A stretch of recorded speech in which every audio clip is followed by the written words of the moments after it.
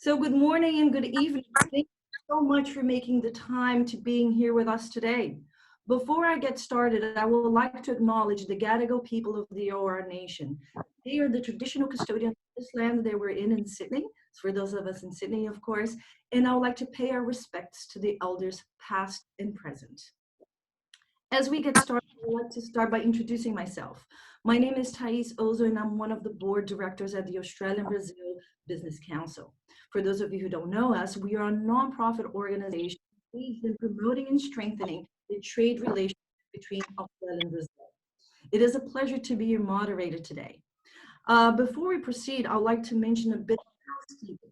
So for those of you, you've probably been just like I have, too many hours on Zoom. So I'm sure you already know the etiquette of using Zoom.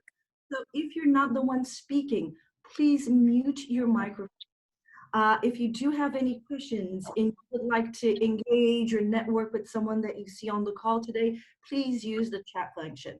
We do have limited time, and I will attempt to allow time at the end for questions from the audience. So as the questions start popping up, just add your questions to the chat functions. Our members online today will be monitoring the chat function and we'll be selecting a few for the final Q&A. This is our third webinar, and it's part of B.Talks. Some of you might have attended our B.Talks in person before, and this is our version of B.Talks during the pandemic, during the social isolation period of the world that the entire world is going for. So for those of you who don't know what the B.Talks is, the B.Talks is a series of events that Australian-Brazil Business Council organizes throughout the year to give you, our members, the opportunity of learning a little bit more about relevant fields in international trade. So you learn a lot about the bilateral relation between Australia and Brazil, and at the same time, we have a very good picture of what the climate of international trade around the world. So we do have these events on a regular basis, and during this period, we're having them every first Thursday of the month. So stay tuned. We have a lot of exciting things coming up, and I will make a further announcement towards the end of the day. So in 2020, we are celebrating something very special. 2020 marks the 75th anniversary of the diplomatic relationships between Australia and Brazil. And the B.Talks throughout this year are dedicated to celebrating this alliance and this relationship. Today's B.Talks, we will be discussing the fashion and textile industry and how we can increase the trade between Brazil and Australia. We have some very exciting guest speakers. We have Flavia Egypto from Apex-Brasil, Trade Promotion Specialist. We have Rafael Cervone, President of Emeritus at ABIT. We have Lourenço Bartholomei from ABEST, Vice President. We have Renata Facchini, CEO of Liquido Active. We have Caterina Graziosi, who is a fashion specialist and consultant from Brilliant Minds Consulting. Laurent Kabbabe, former CFO of Latin America at Vuitton. So on behalf of the Australian-Brazil Business Council, I would like to thank every single one of our panelists for being here and for sharing your knowledge with us. I also want to acknowledge the presence of the Ambassador of Brazil in Canberra, His Excellency Sérgio Moreira Lima, and the Deputy Consul General Joaquim Pena, and the President and founding member of the Brazil Business Council, Mr. Gleuto Serafim. I also like to acknowledge the presence in our audience of His Excellency Sérgio Bath, the Consul General of Brazil in Sydney, and Mrs. Mariana Medeira, Deputy Consul General of Brazil in Sydney. So we would like to thank everyone in the audience as well for joining. I know that we all have busy lives, and having you here this morning or this evening for those of you in Brazil, it's very special for us. And this is why we do these events, and to really bring the community together. But this event would not be possible without our sponsors. Our sponsor, the Consulate General, our main sponsor is the Consulate General of Brazil in Sydney, but we also have event supporters. So we have as event supporters, we have the Embassy of Brazil in Canberra, we have Austrade, we have Apex-Brasil, we have ABEST, ABIT, IBREI, I think that's how you would say it in English, sorry, IBREI, we have Latam Airlines, we have Laneway Education, and we also have Liquido Active. We also would like to express our appreciation to all the members, board directors, volunteers who made this possible. I know that when you come to these events, you think, oh, this is easy. We can just put it together in a blink of an eye, but it actually takes a lot of effort. So I would like to take a moment to thank everyone in our team for the hard work and all the energy that we put into making this day a possibility.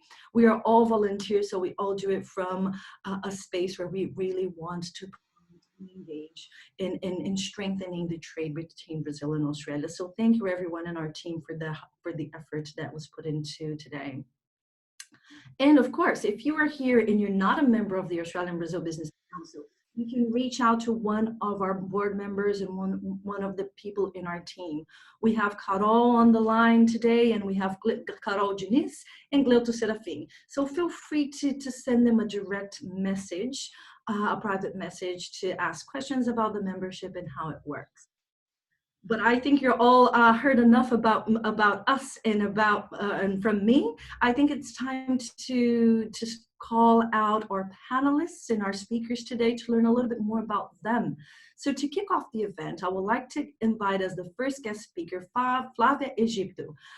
She has over 15 years of international business experience and is currently the International Trade Officer for Fashion at Apex-Brasil. Apex-Brasil is the Brazilian Trade and Investment Promotion Agency. So welcome, Flavia. Please tell us about you and about Apex in the involvement in fashion trade between Brazil and Australia. Yes, hi Thais, hi everybody. Good morning for those of you that are in Australia. Good evening for those of you that are in Brazil. Thank you for having me. I'd like to thank the Australia-Brazil Business Council for the invitation, and also the Brazilian Embassy in Brazil, in the person of Ambassador Sérgio Eduardo Ribeiro de Lima. Thank you, Moreira de Lima, I'm sorry. Thank you for having me. Yes, I've been with Apex now 9 years. My background have always been in tech, but last year I had the opportunity to start working with the fashion industry. I'm very happy. I'm completing a year in fashion, and I'm very excited about that, because we can see that all the trends that we talk about that are happening in the world are happening in fashion first and foremost. So if I can start, and you said it yourself, I'm the Trade Officer for Apex-Brasil for Fashion. Apex-Brasil, for those of you who don't know, is a Brazilian Trade and Investment Promotion Agency. We're sort of a different animal in the sense that we run on public funds, but we are privately a private institution. We do, however, consider ourselves to be part of the Ministry of Foreign Affairs. We are under that umbrella, because we do have with them a management agreement, and the minister is the head of our board. Apex-Brasil, next slide, please. And I think I just skipped about 2 slides in my presentation. You told me I had 5 minutes, so I'm doing as fast as I can. So next slide. Apex-Brasil works on 3 pillars. We do promotion of Brazilian exports. We do foreign direct investment attraction. We do support the internationalization of Brazilian companies. When we say internationalization, mostly we're referring to companies that are establishing themselves outside of Brazil. We run all of that based on the strategic market intelligence area that we have within Apex, and a lot of export qualification that we do for Brazilian companies. We say that a very little number of Brazilian companies export today, so that's essential work that we do, not only promoting, but getting companies also to understand how to export. Next slide, please. In the scope of operation, as we consider ourselves part of the Ministry of Foreign Affairs, we count all of them 105 embassies and offices around the world as part of our network, but we do have 8 offices in the world as well. Unfortunately, none in Australia. Not yet, but who knows? Next slide. So just to give you an idea of what we do and the results that we had last year, we supported over 8,000 companies in their promotion initiatives be that through 240 trade shows that we did in over 83 countries, or what we call business missions. We did 164 of them, where we take business people outside of Brazil to go to other countries and meet with potential business partners. We did also what we call buyer missions, where we bring potential buyers into Brazil so they can meet Brazilian business locally. We also did qualification of companies to start exporting in 22 states out of the 27 in Brazil, reaching over 1,200 municipalities. On the investment side, we worked with 179 investors, and 27 investments were announced through the support of Apex, of which we were able to reach over $1.8 billion US in investments announced last year. Next, yes. In regards of the team that we have today, which is fashion and more specifically in terms of textile, we do have 2 programs today, and they're represented here through Fashion Label Brazil with ABEST, which is the Designer Association of Brazil, and also in partnership with the Brazilian Association of Textile and Manufacturing, which is ABIT. They're going to be speaking right after me, so there's no sense in for me to go in details of what we do. They'll be doing that themselves. But what we do is we work in partnerships that are financial and technical cooperations that last at least 2 years, and there's the business plan of what we're going to do. For both programs, we have Australia as a target market, so that's great news. And also, I would like to point out that with these 2 programs last year alone, we were able to support over 500 companies. We were looking at reaching a little bit more this year. Unfortunately, we do not know where we stand, but we're moving fast and we're moving digital to try and reach as many companies in as much of the world as we can. I think that's it from my initial comments. I'm looking forward to hearing from everybody else, and also to getting the questions from the audience. And I yield back the floor back to you, Thais. Thank you. Thank you, Flavia. Perfect timing. Well done. Very interesting numbers. I was not aware of these numbers, and I think that just to get us started, that was a great flavor of what's coming next. So next we have Rafael Cervone. Rafael Cervone is, sorry, let me go back to my notes. Sorry about that. Rafael Cervone is the President Emeritus of ABIT. So Rafael, could you come on and unmute yourself and feel free to take over, introduce yourself, and a little bit about what you guys do. Sure. Good morning, Australia. Good evening, Brazil. It's a pleasure to join this conversation today. And let's have a general view about the textile and apparel industry sector in Brazil.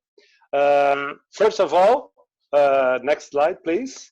The ABIT, our association, we represent almost 30,000 companies in Brazil. It's a huge industry in this country, and we are in the market for the last 60 years. So we have a very important mission here in this country.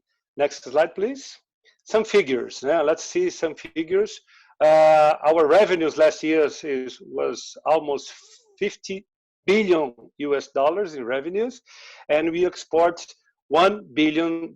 So we have a lot to grow in this subject, especially here in this opportunity in Australia. We represent 1.5 million direct jobs. We are the second largest employer in the industry, in the transformation industry. Considering the indirect jobs, we can achieve almost 8 million people.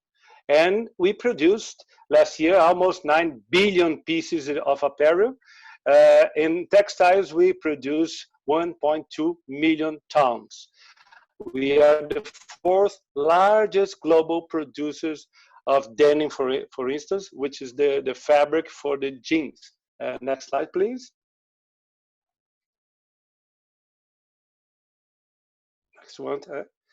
Here's some figures about the last years from 2017 to 2020, the forecast.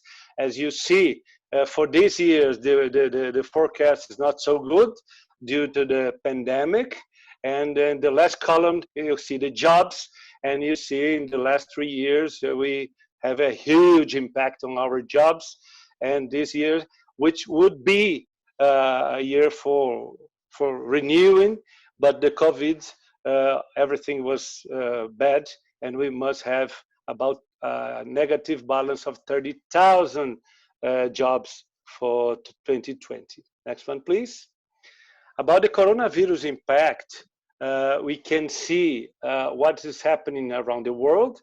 For region, we can divide in East Asia, Southeast Asia, South Asia, Europe, including Turkey, Africa, South America, and North America. And the average in the world, starting from March to May, we can see that in the average, the impact was a negative impact of 33%, which is huge. Next one, please. In the trade balance now in Brazil, we have an export variation negative in 6.3, the import variation 3.72, and a deficit variation about 3.2%. Next one, in exports, we can see now the main countries in our exports. The main country is Argentina, followed by Paraguay and US, and Australia is the 43rd place. So it represents only 0.2%. So this is a huge opportunity for our countries. And what we export, mainly fabrics. You see that Brazil is very complete. Fabric, apparel, no wovens is very important segment, that technical textiles. And we go from the fibers to the final products in apparel. Next one, please. In Australia, we export only 1.7 million US dollars in sales. 80% of that is apparel, 1.5 almost, but with a growth of 7%. So here we have again a huge opportunity to explore. And what we okay. Brazil, Australia, 67% is casual fitness fashion, 10% is beachwear, 7% is underwear, 16% is other apparel products. Finishing almost in the end, Apex-Brasil is our export program in partnership with Apex-Brasil. We have this partnership for the last 20 years, and we put in export trail more than 1,600 brands during this period. And over the past decades, it has led participants to close more than 3.6 billion US dollars in deals. And the companies which are represented in these programs were responsible for 60% of the total exports in our sector in Brazil. And initiatives, we have business, innovation, development, and image, like trade show, custom projects, buyer projects, promotion of investment. This is a very important subject. Innovation, we are doing the Brazilian Sustainable Fashion League, and image, of course, with the international PR and promotion. And development, to finish, the capacity building and qualification and competitive intelligence and trade defense. So very quick overview. This is our numbers. Thank you very much. Thank you, Rafael. Again, I'm very impressed about the numbers, and I think especially what caught my eye was the room for growth. on the exporting side of Brazil, and really strengthening the relationship with Australia and increasing that percentage. And who knows, we might go up to being between the top 10 locations that Brazil exports to. So to continue our talk today, I would like to invite Lourenço Bartholomei. He is ABEST's Vice President, and ABEST is the Brazilian Association of Fashion Designers. So Lourenço, please join us and share your thoughts, share a little bit about you and a little bit about your work at ABEST. Sure. Hello, everyone. Good evening to Brazilians. Good morning to the Australians. It's an honor and a pleasure to be part of this event. Okay. So I'm going to talk about ABEST, the Brazilian Association of Fashion Designers. We were, next slide, please. So we were established in 2003. We are 17 years old, I'm sorry.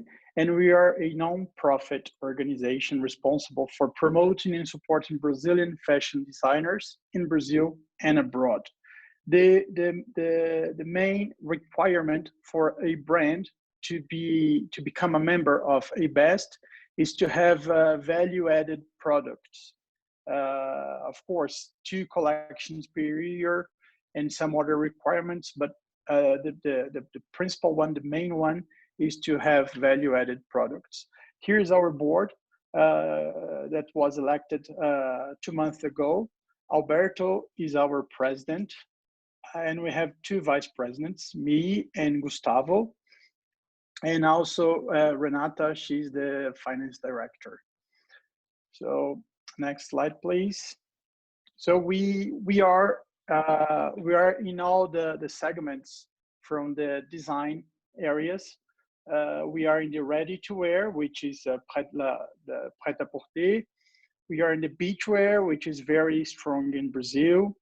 Also in shoes, accessories, and jewelry. Next one, please. Here are our members. We have about 130 members. Some of them already perform in Australia. I will show you next slide. So we can go on. And now I would like to talk about the fashion label Brazil with an S, which is different from Brazil with a Z. That is the correct form to say Brazil in English, but we prefer to use Brazil with an S.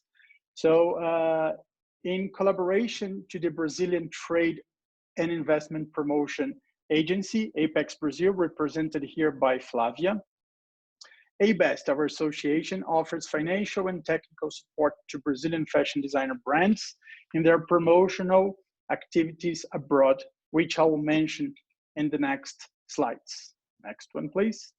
So each 2 years, we have different target markets to achieve. So the main markets for us this time are USA and France, which are the main selling places in Europe.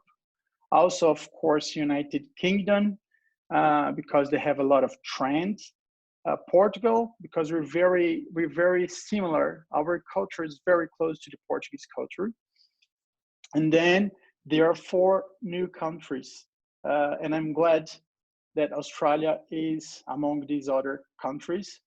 We have Italy, we have Japan, Australia, and the Emirates. Okay, next one, please. So talking about the supporting areas, how do we help our brands? So we help them with image. We sponsor fashion shows. We sponsor and we indicate also public relation offices. We can also sponsor special projects or customized projects, press days, presentations. We also help the brands with trade shows, showrooms, being agents or distributors, and also with capacity building and qualification. We offer workshops, conferences, and business intelligence. You have 1 minute left. Okay. So regarding the Brazilian fashion design exports, We've been growing in US dollars since 2016, okay? So last year, we have an increase of about 10% in the revenue. So we're doing a good job abroad with our brands. Next one, please. Here are some Brazilian brands in Australia, like Isolda, Salinas, Nanakai, and Veja. Next one, please.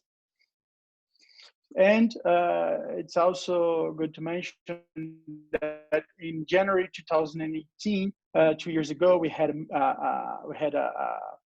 some meetings in Australia, where we spent our association spent 7 days in Australia. We had many meetings, and we discovered a very nice country to be a partner, a business partner.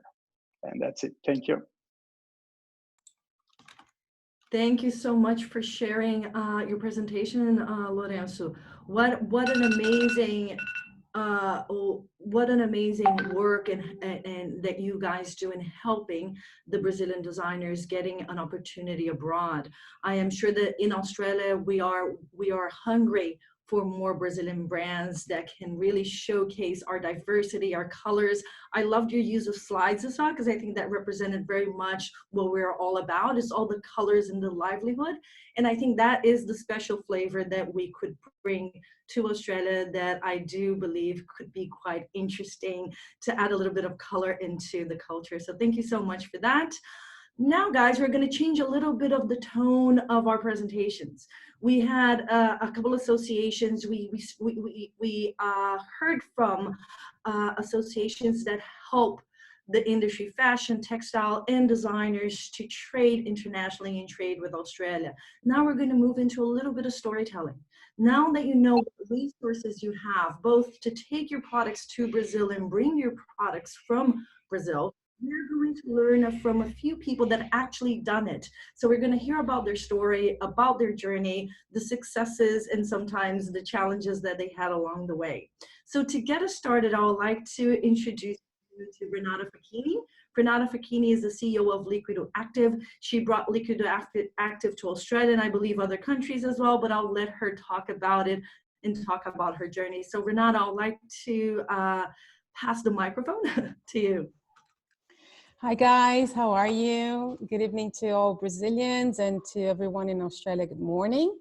I am the proof that those guys that just spoke before me really work and work well. Liquido Active is one of the biggest apparel exporters in Brazil. We started back in 2011 out of, kind of a lifestyle change that I had, moved to Australia and then start practicing yoga. With that, and noticed a huge gap in the market. There wasn't any interesting yoga clothes. So went to Brazil and established a partnership with the guys from Liquido. Liquido is a huge brand in Brazil. They have over 120 stores and mostly they are beachwear. But I didn't do the beachwear. We started with the yoga wear. So it's almost like I had, a capsule collection within the Liquido collection. And I think that's why we were so successful, because we were able to tailor the Brazilian flair to the Australian market. And well, we are now in 60 countries and growing. So that's, thanks to all the support from ABIT, ABEST, and Apex. Those guys were really amazing, helping us through trade shows and helping us with PR and so many collaterals. I guess a little bit of the journey, obviously we started super small, where at the beginning I was the photographer, the pick and packer, the customer service, and everything 360 in the company. So that flexibility really helped from a small business perspective. People think, oh, I'm going to export. I need to start huge. I need a huge structure. And that's not true. Nowadays from your laptop, there's a lot you can do starting small. So that's what we did. We started very budget effectively. The structure was very concise, and we always played to our strengths. So we from the get-go, we always had like those Liquido lovers that were really passionate about the brand and were happy to promote it and be ambassadors for the brand. So we almost know, obviously back in the day, we served the really early days of the Instagram. So there wasn't such a thing as paid ads or boost posts. So it was almost like free advertisement.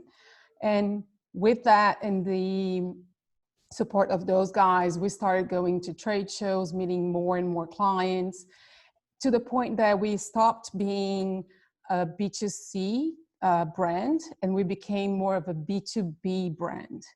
And that was really interesting because from one year to the other, we were 30% B2B and then 70% B2C, and then quickly shifted to 70% business to business and then only 30% final consumers. So I think that really shows how, you know, those guys had a big role played onto our journey. You know, once we started going to more of a business to business effective trade shows and things like that, that was when we really started to boost up sales, increase numbers. And we definitely went from being, you know, a small little brand to being, you know, more robust and really having strength on the export sector. How am I doing with time? Sorry. You have now 1 minute left. Yeah, so I think that's, you know, what really happened. And then being worldwide, we really had to have a team of passionate people around the globe and being able to match our rosters. Back in the day, those Zooms calls were not so effective. So we were like, you know, WhatsApping and making conversation, but really making it work. We had 3 different distribution centers in Miami, Australia, and Brazil. And the team really worked to make communication streamlined and effective. And I think, you know, the future and the strategy from now, it's really starting to shape up to be more of a B2B brand and grow in the Asian market and the American market. Excellent, Renata. Thank you so much. And it's very interesting to see the combination of the talks that we had at the beginning with the associations and how you were able to reap the rewards of working with them and really growing your brand. So it's not just, these associations are not just there for show, they're actually there to help you grow your business. And I think for those of you who are wanting to bring things from Brazil or exporting things to Brazil, you have a very good resource here that you can really tap into. Sure. To increase that and just increase your momentum and build some leverage as you start building your brands over in whatever country, Australia or Brazil. So thank you so much, Renata. It's a pleasure to see you, and good evening. I can see that it's nighttime. I think you're outdoors, right? So you can actually see that it's nighttime in Brazil. So no, it's just my house is all glass, so it looks like I'm outside. Oh, good. Lovely, lovely. Thank you. So next up, we have Caterina Graziosi. Caterina Graziosi, she's a fashion consultant from Brilliant Minds Consulting. She has worked with many big brands in Australia, and she's going to talk a little bit about her experience of taking cotton on from Australia to Brazil. So we just heard from Renata bringing a brand from Brazil to Australia. Now we're going to see the other way around, taking a brand from Australia to Brazil. So welcome, Caterina. You can start your presentation. Hello, everyone. My name is Caterina, as Thais said. Firstly, I would like to take this opportunity to talk about fashion with you guys today, which in my view is a very inspiring industry, which is always evolving and yet so complex. A little bit about me. I have been working in the rag trade for over 14 years, and I have been in Australia for 19 years. In 2014, I was poached by Cotton On to be part of a major project, which was to take the brand to Brazil.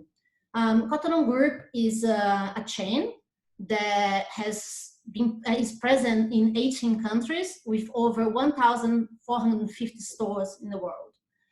The key asset that granted me that role was the ability to be able to bridge between Australia, being, worked most of my career over here, and also being a Brazilian and having the gap of the language as well, and of course the skills that required to do that job. Once I joined Cotton On, and even before I moved to Brazil, there was a few processes that we of course had to go through.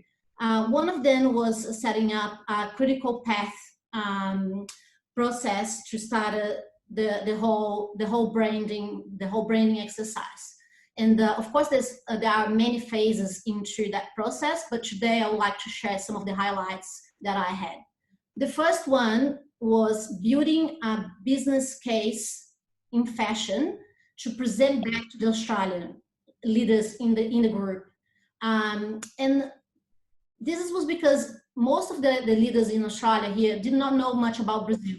So my job was to, sell a little bit of our cultural aspects to them. So things like our competitors, so who they will be going against locally, price points, a little bit of customer profiles in a market that it is very dominated dominated in European and American brands. So some cultural facts as well that I took in consideration was, of course, Carnival, all the public holidays, all the social media influences as well. The New Year's, for instance, that everyone's wear white. So all those little cultural aspects later actually influenced the assortment that we took to Brazil. Also, one of the things that we worked was a marketing plan. So we built a little bit of momentum. So we took leverage in saying that a lot of the Brazilians already love the American and European brands. And we actually thought, okay, so an opportunity to talk about Australia and the lifestyle, how it's a little bit more laid back and, like selling that kind of an house brand coming to Australia. And the point of differentiation was that we were going to be driving promotions that in Brazil, it was not very common. For instance, what we call the WAP, which is with a purchase. So every time a customer would buy, it doesn't matter what, it could be $5 worth of an item, they could actually get something else for X amount as well. So we also drove a lot of promotions, which the market was not very, aware of. So True 4 in garments, that was a very fashion. So we also drove a lot of volume in units, as well as reasonable price. So that was a very successful part of the marketing plan that we had for Cotton On. The second step was building a P&L. So of course the profit and loss template. Working around all the costs and all the price strategies to be able to deliver the margin that could sustain the business model and delivering profit. So the initial costs, of course, of everything, and I also included things like the team that we needed locally in Brazil, and the support that we needed in Australia. So at the beginning, we actually outsourced a lot of things in Australia, like IT, logistics, and HR, until we could move into things in Brazil. You have Then the third part was mapping up the store. So we had a 5-year expansion plan. So we liaised with shopping malls and partnered with DC, a third-party DC. And then we opened our first store, which was very successful. We were ranked the first store in a country in sales for the history of Cotton On. And today, Cotton On has 10 stores, and expansion is definitely on the boards for them as well. I think one of the key tips that I just would like to give to everyone that wants to take a brand, Australian brand to Brazil, is do a lot of research, clarity around your business model, team up with a good team in lawyers and good legal team that can give you that support, as well as DC, and because the logistics and all the complexities of the taxes in Brazil can be a bit challenging. So I think that could be another tip to give to you guys.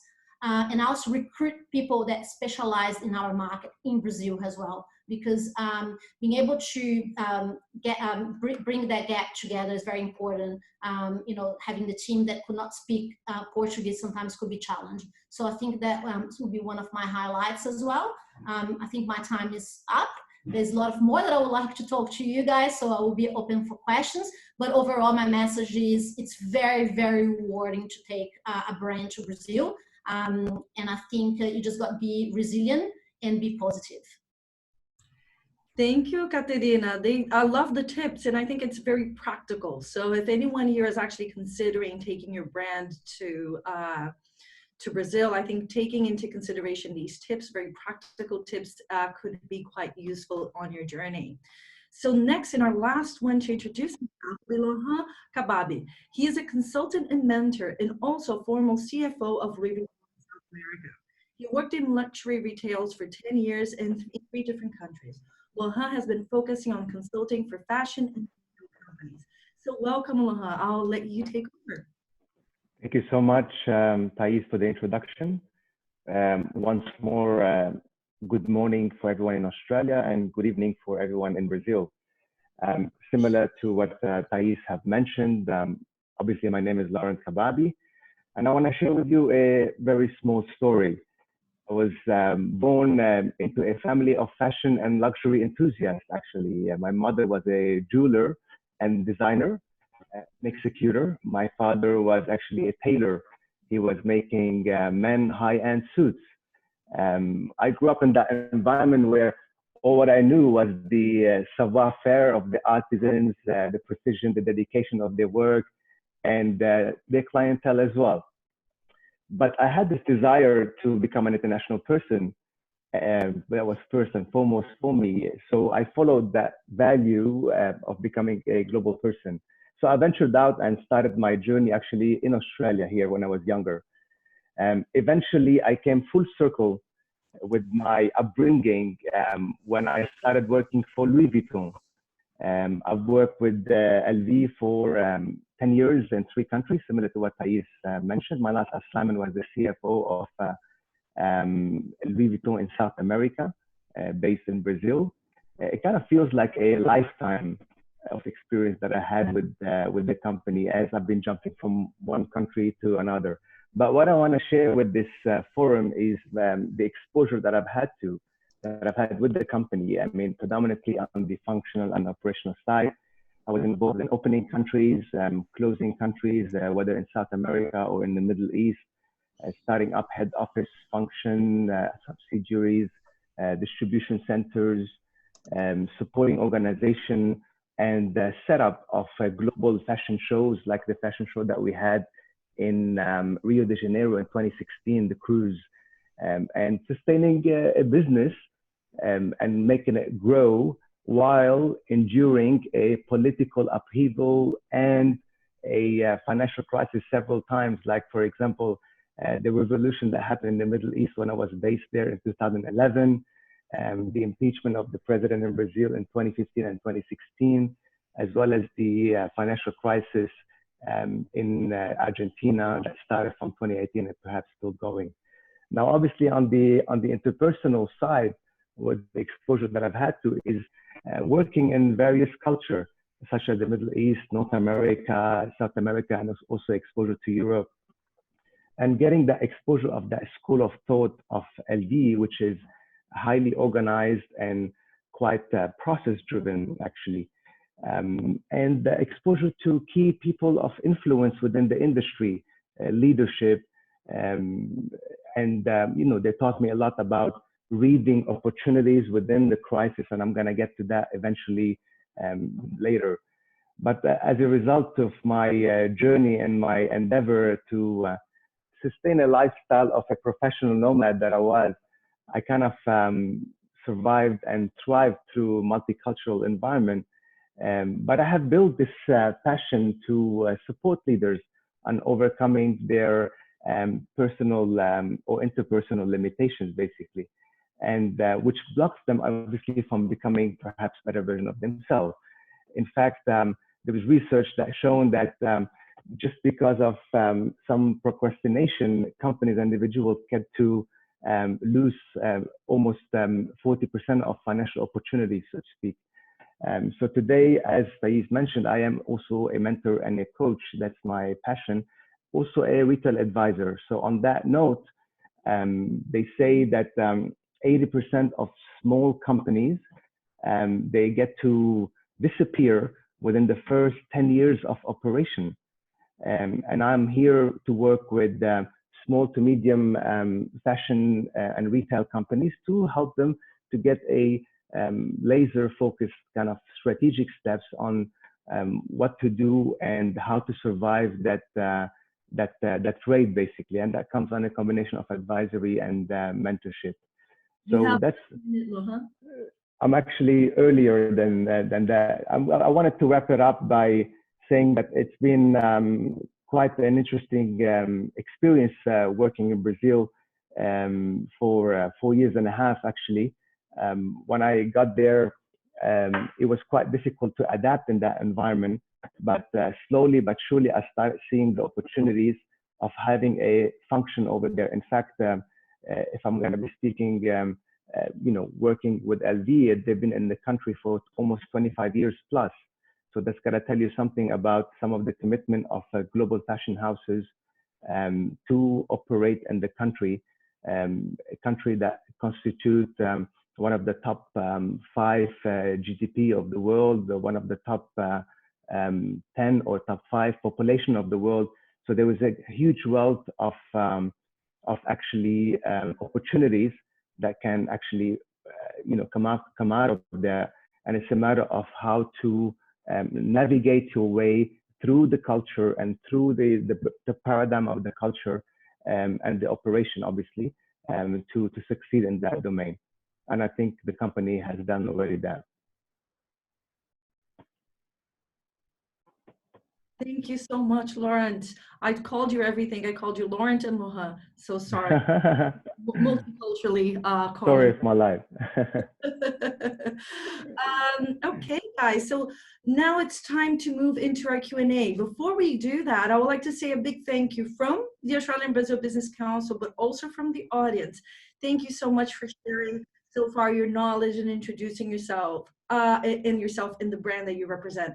I think we already have learned a lot. So we will be moving into our questions. So to get us started, I would like to start with Rafael Cervone, the president of Emeritus ABIT.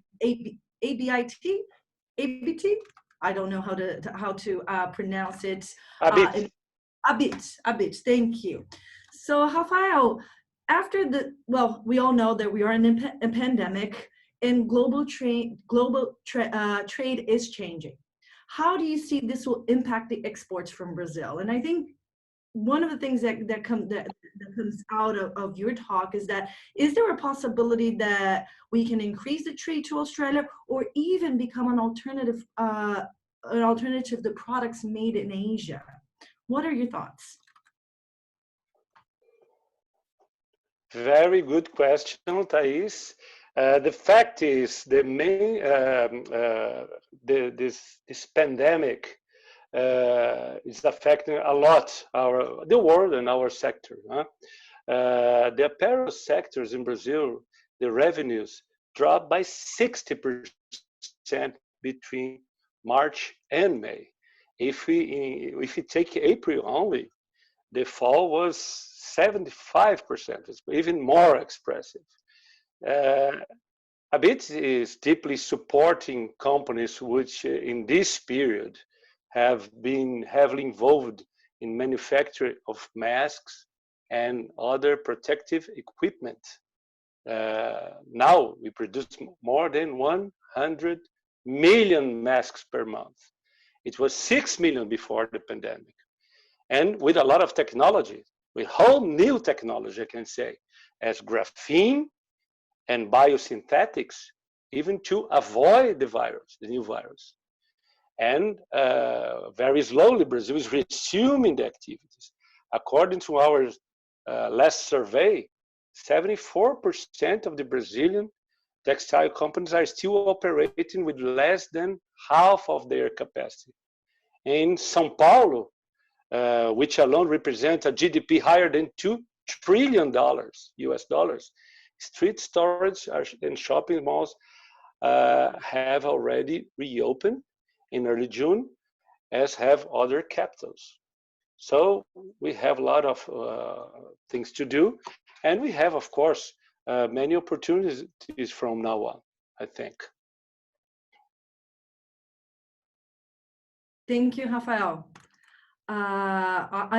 It's really a pleasure to see how positive and optimistic we are, and in these moments of crisis, to continue looking at the bright side and really seeing the opportunities. And crisis always come hand in hand with opportunity. So seeing it under that light is definitely refreshing. So Flavia, I'll move to Flavia Egypto, Apex-Brasil Trade Promotion Specialist. So Flavia, what do you believe can be done to enhance the fashion trade between Brazil and Australian fashion? Hi, Thais. Yes, it's good that Rafael mentioned, and I think it speaks to what Laurent also said. You shouldn't waste a crisis. And as I mentioned in the beginning, we know that what is generating right now is the world is moving online faster than it was. And I mentioned that the fashion industry is hit by all these trends before everything else, because it's so on the forefront of being with the customers. So all of these trends, and digital is among them, is coming at us with full force. In that sense, we do have opportunities going online, and but in what do we have to do to get there is we have to first and foremost overcome the psychological barrier that we have. You see that the export between Brazil and Australia is still so small, considering the sizes of the countries and the population that we have. And sometimes the companies think, oh, Australia is so far, or Brazil is so far, it's so hard for me to get over there. But it's more of a psychological barrier than a geographical one in my perception. And I see there's a big opportunity for us to raise awareness, and therefore the importance of events such as this one, that we maybe can tell companies that, you see, business are doing that all the time. You see Caterina talking, you see Renata talking, you see Laurent talking, and we know it's not a straight line. We say exporting is never a 5K run, but rather a marathon. But it's worthwhile, and you know, Australia and Brazil are not so far apart. So overcoming that psychological barrier, I think, is the first step in making business better and increasing the numbers. Excellent. Thank you, Flavia, again, for your optimism and with the focus on increasing the trade and all of the opportunities that come out of this moment that we're living. Interesting. I just saw someone in the chat ask the question, which is a question that we have for one of our panelists, and I think it's something that everyone wants to know. I think we all want to know about, and the consumers want to know more about sustainability. So to address sustainability, I'll invite Lourenço Bartholomei, the ABEST Vice President. So Lourenço, you work with the Brazilian brands, you work with the Brazilian designers. Are Brazilian designers ready to meet the sustainability demands of the Australian consumers? Could you give us some examples of Brazilian brands who are doing this, who are sustainable brands and have this as a part of their purpose? Yes, of course. Not all the Brazilian brands are ready for these, but ABEST brands, most of them are. And the fashion label Brazil brands, which are the exporting brands from our association, they are ready for that. Actually, one of the requirements to be part of the Fashion Label Brazil is to have to be sustainable in some subject, you know. So I would like to give you some examples. We have a Brazilian brand called Osclen from Rio de Janeiro. They use a lot of natural raw materials like recycled cotton, organic silk, and also they have some fabrics made of plastic bottles. Also, we have another brand that is also in Australia nowadays called Nanakai. They make straw bags, and they work with local communities in poor regions from Brazil, in the northeast of Brazil, actually. There's another brand. I have many examples, but I think it's nice to mention these examples. You know, we also have Caterina Mina, which is also an accessory brand from the northeast of Brazil, and they have an open spreadsheet to show the cost of production to the final client. So when you buy a bag, you can know exactly how much it costs, how much someone who made it, how much they were paid to do this. We also have Dots, which is a shoe company, and they work with organic cotton and also recycled rubber, and also Veja shoes. They use 100% of Brazilian raw material to do their shoes, their tennis shoes. And they have local workers in some cooperatives in Amazonia. So we have many brands, and also I'd like to mention Cecilia Prado, that they each year they reuse their leftovers to do some product. Last year they made blankets for homeless people in São Paulo, and this year they would do a partnership with a big World Fund for helping the children, but unfortunately because of the pandemic it couldn't happen. So like all the Brazilian brands from the fashion label, they are ready for that. They know how important this is, you know, and we also know how much Australian customers, how much they appreciate it. Okay, excellent. Thank you so much, Lourenço. And I think it's educating the market, right? Educating the word market that yes, we are aware in sustainability, traceability, transparency are things that our brands are standing behind, and the social impact actions that all of these brands are having in the global repercussions of these ones. And I think more and more the consumer is demanding, and the Australian consumer especially will be demanding that type of approach. I do believe that from our end, we need to educate the market, that Brazil is a lot more than carnival, and then yes, we do sustainable, transparent products, and we export these products to the world. So thank you so much, Lourenço. Yeah. So next up, I'll go into the people behind the brands, the people that worked with the brands that they've taken and taken to Brazil, brought from Brazil. So I'll start with Renata. Renata, what do you think the future has in store for us? So we know all the crises, we know all the numbers are plummeting, but what are you in Liquido doing to overcome the challenge and adjust and make the necessary changes to survive and thrive during the crisis? Funny that you guys just mentioned, but sustainability is one of our major focus moving forward. We started on that path in 2019. We switched all our fabrics to the Emeritus Eco, which is a biodegradable fiber made from rhodia.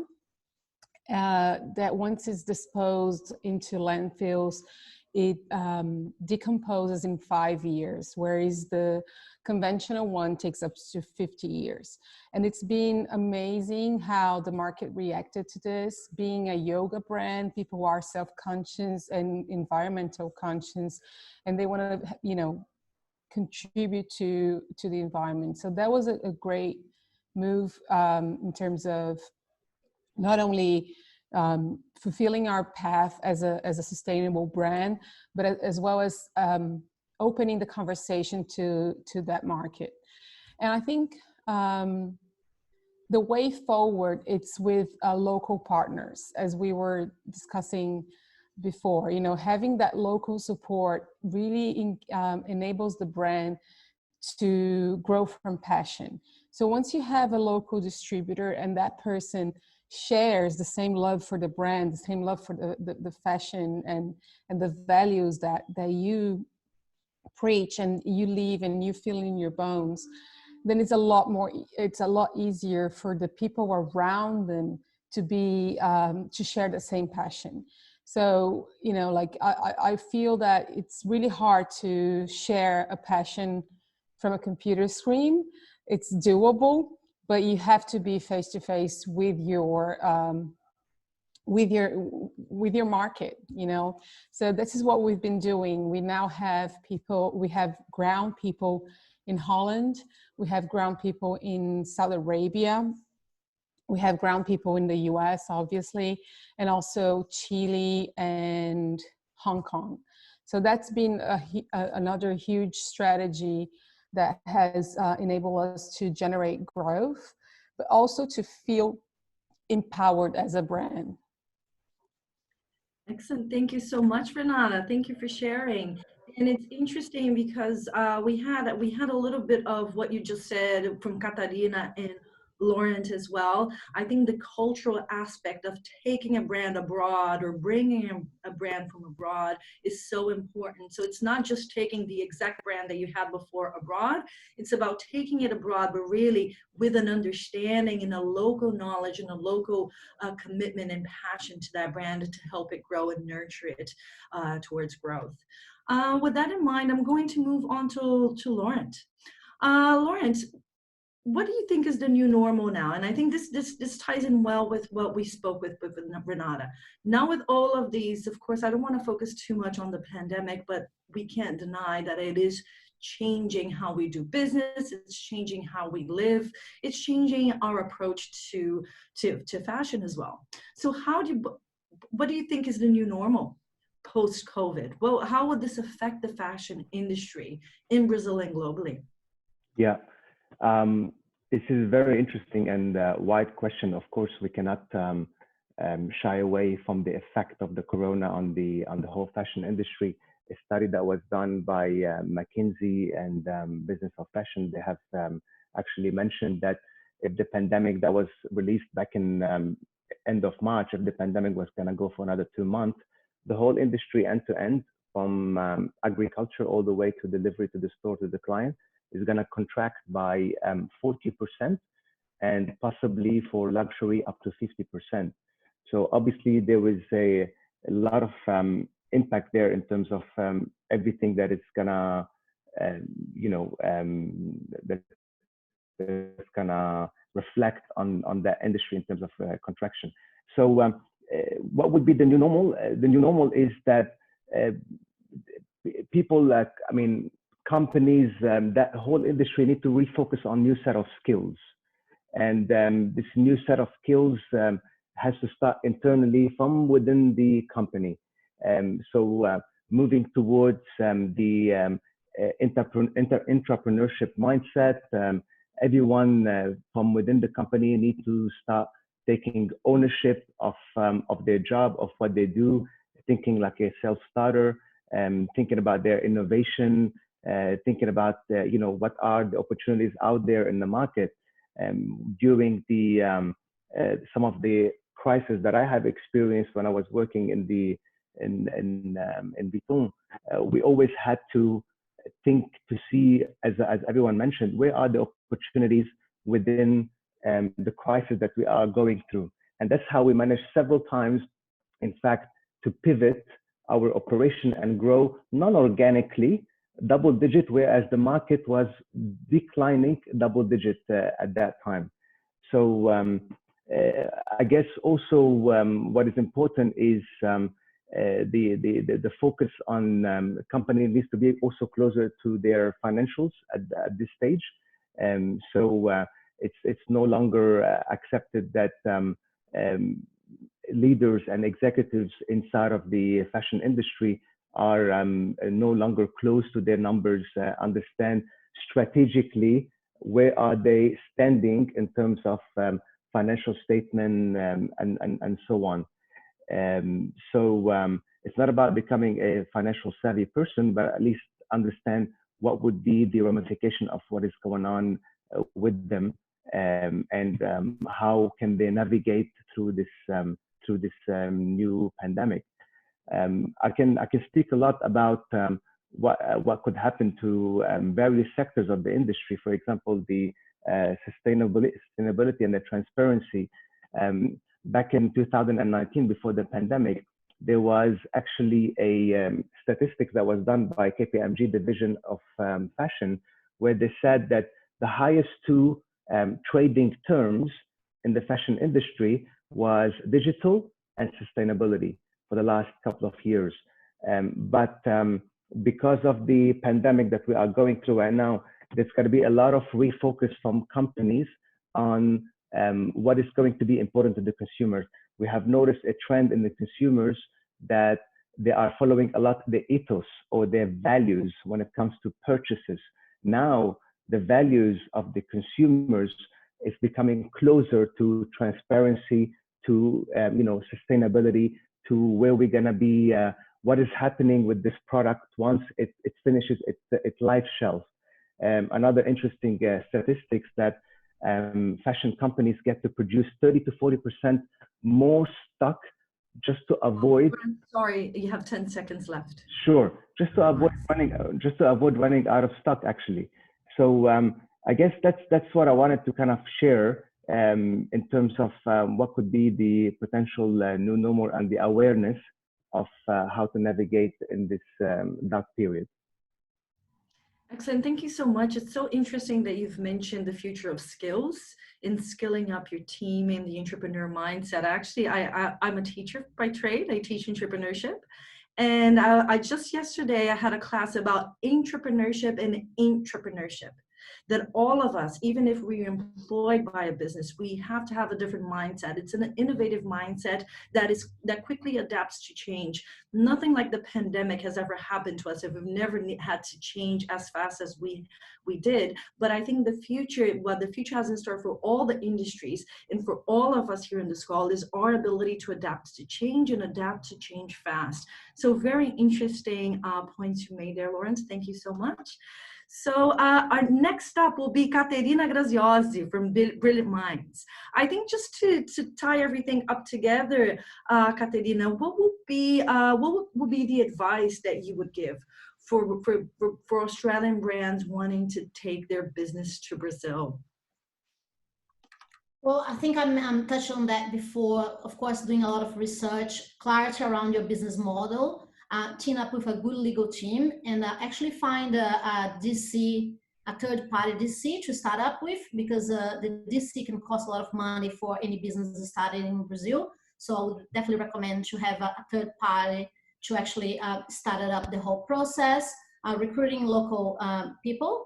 I think that's very important. Sometimes in Brazil, that can come with a little bit more cost, because it's a skill that's an additional to have, but definitely have that sense of like having Brazilian local people engaged with the business that you're doing. And I think that would be my three main ones. And also planning the assortment. Sometimes what's right to the Southern Hemisphere, for instance, with cotton on South Africa products, not necessarily for Brazil. So making sure that the assortment is actually correct.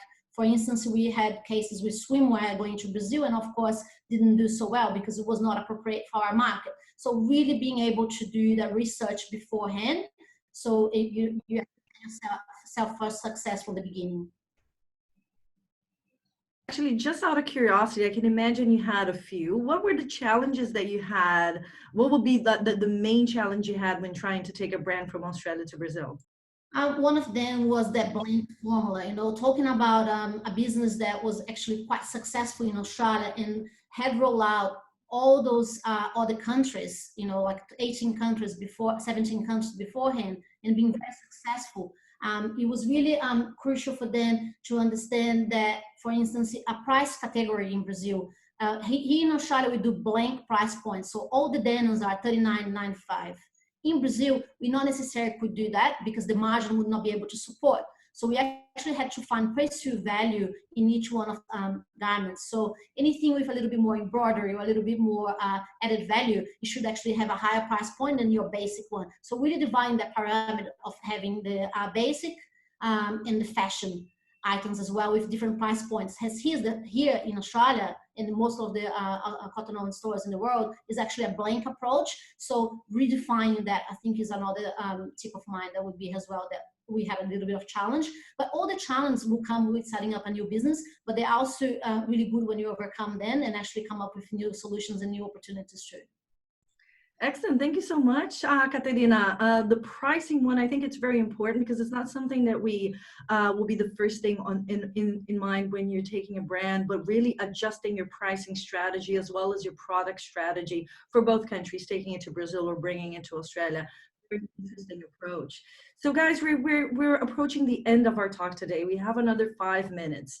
And to use this 5 minutes and opening it up to all the panelists, a few things came up during the conversation. I think that there's a lot of opportunity in the market to increase the trade between Brazil and Australia both ways. There's an appetite to increase this trade. So from Brazilian brands wanting to come to Australia, Australian brands wanting to go to Australia. And I think that now we have access to, this is a great platform to educate ourselves in terms of the different markets and what are the benefits and the opportunities. So I would like to invite the panelists here for to share your last remarks about the future. If you could have a little crystal ball, and I know that predicting the future is a little bit risky, so don't worry, we'll not quote you in a year's time, but what you think the next 12 months will look like for the fashion industry, and I'll let any one of you have a go at it. Give it your best try in answering that one. Can I have first one? Yeah, go for it. All right, so I'm being quite curious about all of the changes that we're going through. But one of the things that I actually have been reading out a lot, and I do believe that's going to have a lot of investment in for the business, even small to medium to bigger, back into the online, making that experience very, very good for the customers, and actually even investing a lot of money in the systems. So making sure that your online is really linked with your DC stock to make sure the omnichannel is also working very fluid. The other thing will be we have less collections. I think is we cannot deny that with this whole pandemic, the brands will tend to do a smaller collection with more basic and items that have got longer life shelf, which I think is a really good opportunity for good fabrics, good things that could probably potentially come from Brazil as well. Within this industry that has been dominated by China, Bangladesh, and India, I think it's a time for us to actually go into the more sustainable points as well that Lourenço mentioned. I think that's really, really big opportunity for us. And I think that's, for me, that's a wrap. Thank you. Who dares to go next? Can I go next? Yeah, please. Okay. Sorry. Well, they were talking about a Darwinian shakeout in the fashion industry. What we know is that the independent fashion companies, even the large one, that has not sustained a healthy balance sheet, they might end up going into some mergers and joint ventures with other companies. So you're going to see big names, big flagships out there that's going to be acquiring smaller companies, obviously. That's the first thing. One interesting statistic that I've come across that is really interesting, I thought I would share it in this forum. The World Economic Forum says that in 5 years, 35% of the skills deemed essential today will disappear. This means that companies will have to rethink, reshift the new normal. You will have effect on obviously digital, on obviously how you are serving your clients. You will have effect on the commercial property, because you're going to have to rethink whether companies are going to actually use as much head offices as opposed to working from home. And also the client experience, whether they would do it, how can they promote it more on the digital to have even a better reach than what it is today. Excellent, thank you. Can I give some ideas? Yeah. About the crystal ball? Crystal ball. As mentioned before by my colleague, the main producers are Asian countries led by China. However, with this crystal ball, And with this pandemic, a strong debate over keep the huge concentration of these imports from Asia gain relevance. It's a high risk of keeping major of the production, including vaccines labs, concentration in given country or a region, has attracted the attention right now of the major global retailers and governments. As a result of this, Thais, new markets rise as a potential supplier, and this could be the case of Brazil. And this can really be a win-win situation, a good opportunity for Australia as well. So many good chances for both sides. Let's believe and know each other and explore these new opportunities. It's also important to highlight that there are other sectors beside clothing where Brazil has outstanding production, such as home textiles, technical textiles, non-wovens, and technical fabric and smart textiles. And of course, in addition to these famous Brazilian prints, which are based on original creations, having the plurality of the country's cultural heritage as a reference. Therefore, not only Brazil can be a valuable partner in finished products, but also in supply for inputs and raw materials to ensure that the country's brands have joy with high quality and really good energy. I think this is a huge opportunity for us both. As different as a relationship with Asia only. We can put a win-win situation here. Thank you so much, Rafael. And pardon my casual approach to it, but I love the positive vibe and the optimism that I'm hearing from everyone. Hi, Thais. Flavia here. Stealing a little bit from what Laurent said again. It seems like he's reading my mind at some point.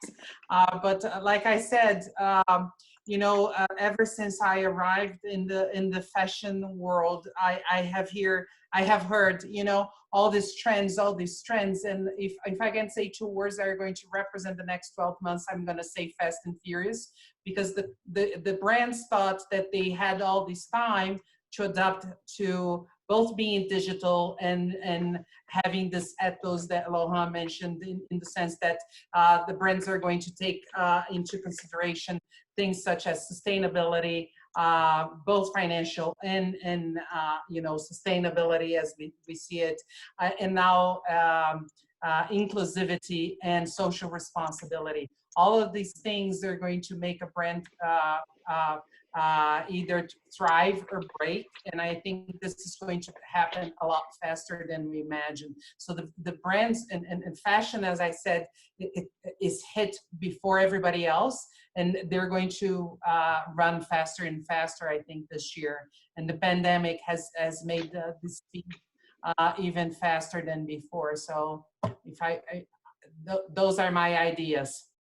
Thank you, Flavia. Change fast. Okay. Yeah, Lourenço, please. I'm sorry. Go ahead. Okay, please go ahead. Okay. So like I'd like to point some in the consumption side. I'd like to point to two different views. You know, there are some changes that are a one-way trip. They won't come back anymore, like the online market. We saw a huge increase of what was already increasing before, but it accelerated. So this won't come back like it was in the past. But some changes will come back to normal after the pandemic goes and after everybody's healthy again and the economy is good. For example, for the next 12 months, of course, we see some huge changes in the products, like brands who used to sell dresses or party dresses. They're selling like sweaters now, you know, so it changed a lot. So people, they tend to be more true to themselves this time, and they tend to not buy empty brands without a mission, without a real mission, you know.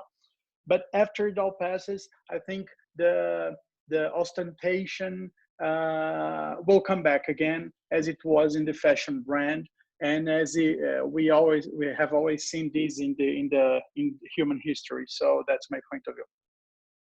Excellent. Thank you so much, Lourenço. Would anyone else like to share their final remarks?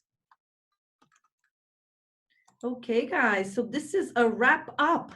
Thank you so much for participating today. Thank you to our panelists. Thank you to our guests. Thank you to all the members that participated and all the volunteers of the Australian-Brazil Business Council that made this possible. Let's not forget that in 2020, we are celebrating the 75 years of diplomatic relationships between Brazil and Australia.